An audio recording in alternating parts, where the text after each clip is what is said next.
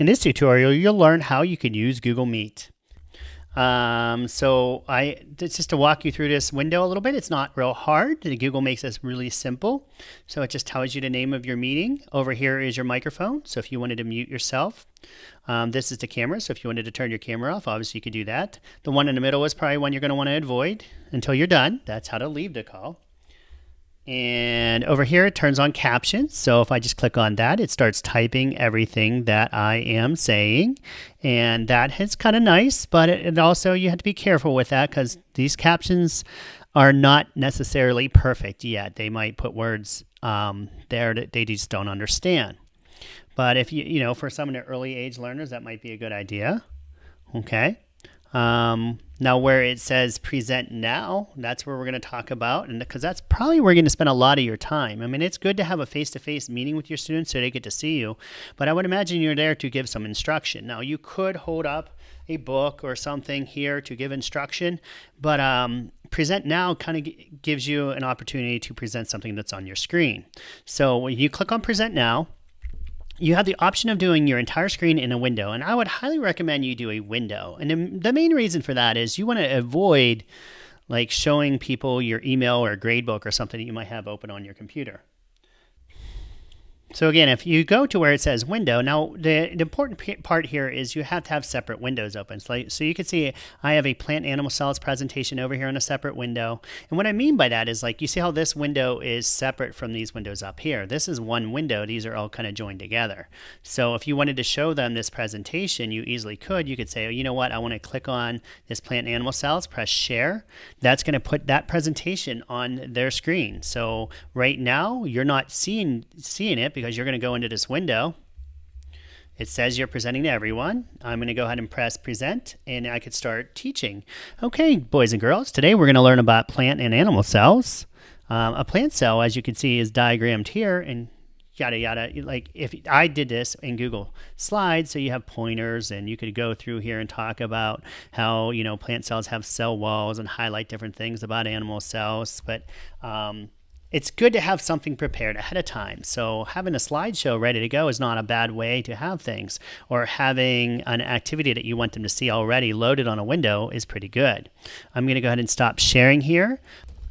One of the things you'll notice it does not have is it does not have like a whiteboard. So when I press present now and I press on window, like Zoom has a thing called whiteboard right here. And I'm going to show you how you could use that. But again, it is important rather than use the whole desktop to use these different windows. So there's a couple good tools that Google offers that you could use for your whiteboard. You're just going to have it open. I am going to go ahead and go to one of them right now. One of them is called Canvas. So if you type in canvas.apps.chrome, okay, I'm going to do a new drawing.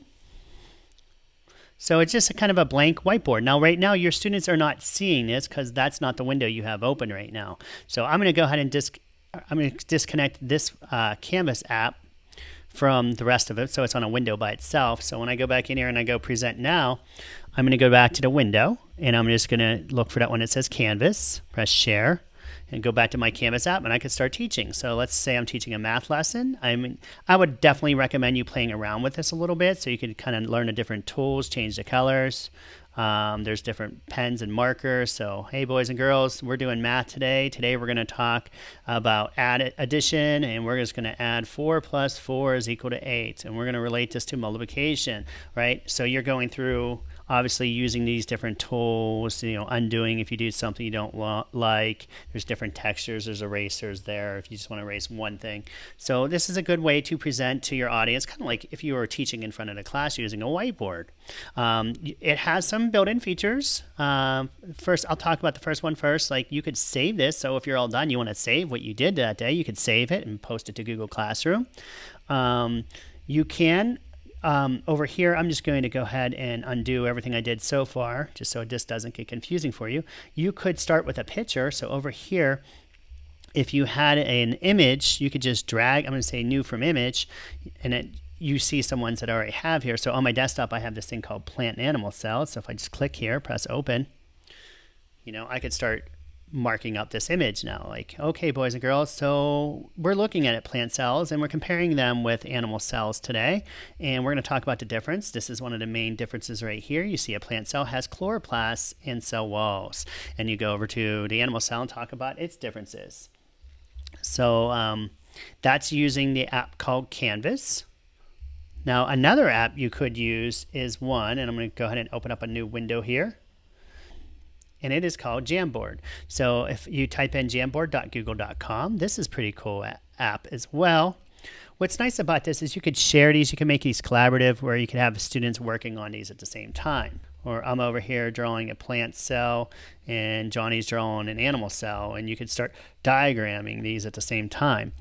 So Jamboard has a couple more options, like besides the different pens and markers that it offers, the erasers, the cursor tools if you're just talking about things, the sticky notes if you just wanted to write notes around here while you're lecturing or something. It's kind of a neat tool. You could go to image, you could actually go and take something right out of your Google Drive if you had images in your drive, or you could do a Google image search right from here.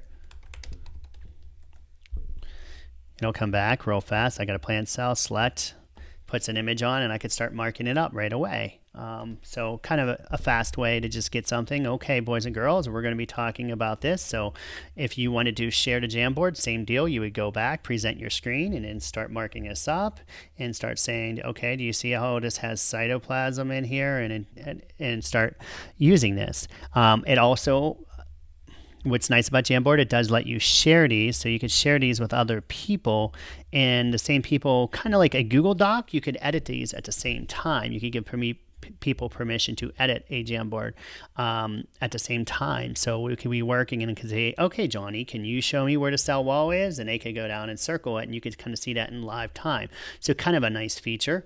There also, you could download this as a PDF or save it as an image file. There's a lot of different features for Jamboard. So Jamboard's kind of a nice whiteboard that you can use, and you could obviously title this when you're all done by simply clicking there and changing the name. So a couple other things on here. I mean, you could definitely change the layout of your Google Meet. If you wanted to, you don't like this sidebar look. I kind of like it when the guests are down right down the side here. The one bad part about it was when you go to share your screen in Google Meet, you lose your participant view window. So to alleviate, some people will actually open up two windows, log in two different times on their same Google Meet. You're just going to make sure if you're going to turn the camera off and the microphone off so you don't get an echo if you're going to do that. So they'll keep like the participants on this side. They'll log in as two different people.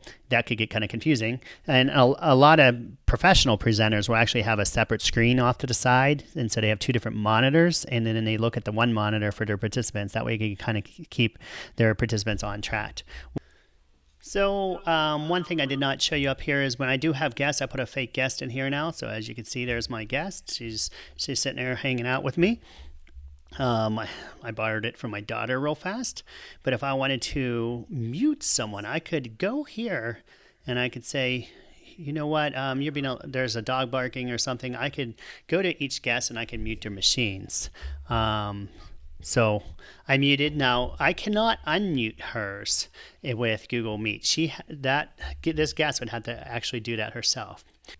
So when you're all done with your Google Meet, another really important tip to note is you have to make sure you are the last person to leave the Google Meet, because if you're in here and you have other participants talking to each other and you leave ahead of them, they could still continue to have conversations. And some of our students might not always be appropriate when it comes to using technology or conversations. So we want to make sure that you hang out last. So if someone is still not leaving, like this guest is just hanging around, I could say, hey, guest, I could just remove that guest from the call and say, but goodbye, I'll see you tomorrow, or I'll see you on Wednesday. So I press remove. And then I'm go ahead and end up this call by just hitting hang up, and you're all done.